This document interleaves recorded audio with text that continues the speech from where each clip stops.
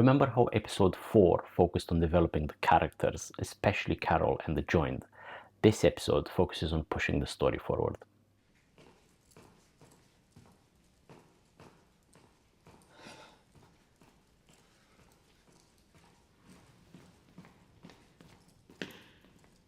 Anybody here?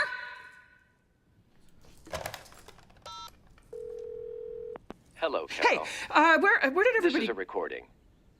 At the tone, you can leave a message to request anything you might need.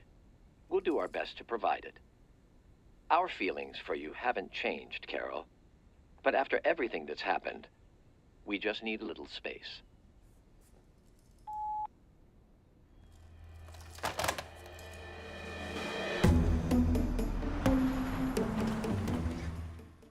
Carol has been testing the limits of the joint for a few episodes now, sometimes intentionally, sometimes not, but this time she has hit that limit.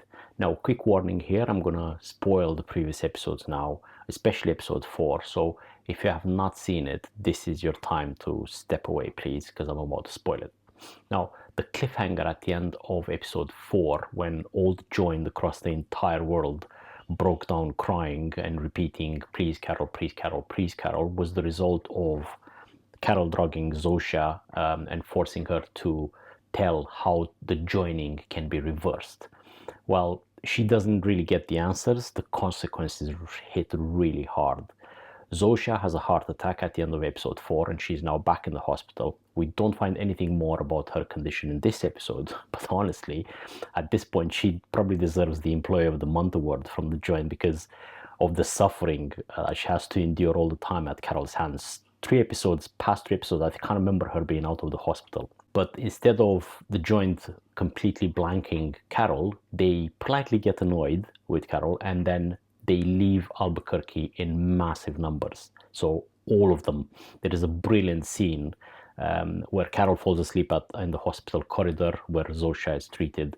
And while she's asleep, all the joined in the city leave at the same time. They're fully organized, perfectly choreographed, almost like a ballet scene. And then Carol heads up to the top of the local Crown Plaza hotel and sees them leaving in all directions. And it's a pretty spectacular scene.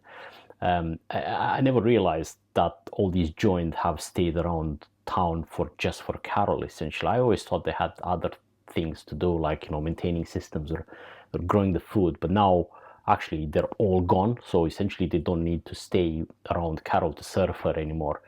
But if all of them in the city are not needed, then I assume is the same in other cities, the same. So they won't need to stay in the cities, but where would they live? Where do they usually live? That's a question that I just never got the answer to. But if you did pick up on any clues that tell you where these guys live, just let me know in the comments and maybe I'll go and watch it again, episode 2 or 3.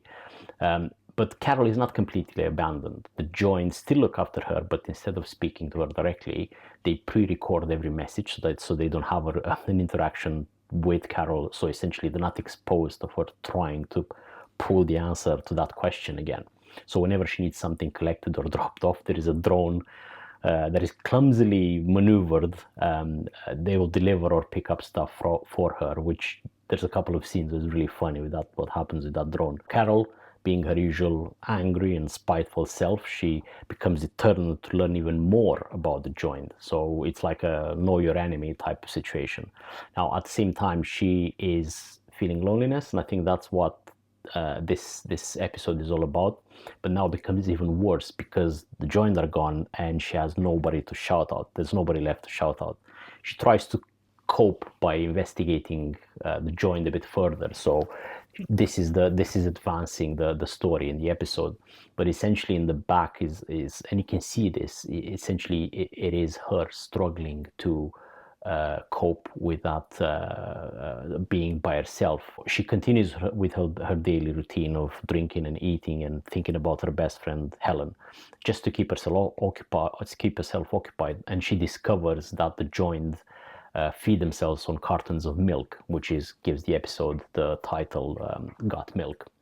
But a good portion of the episode is Carol doing this detective work.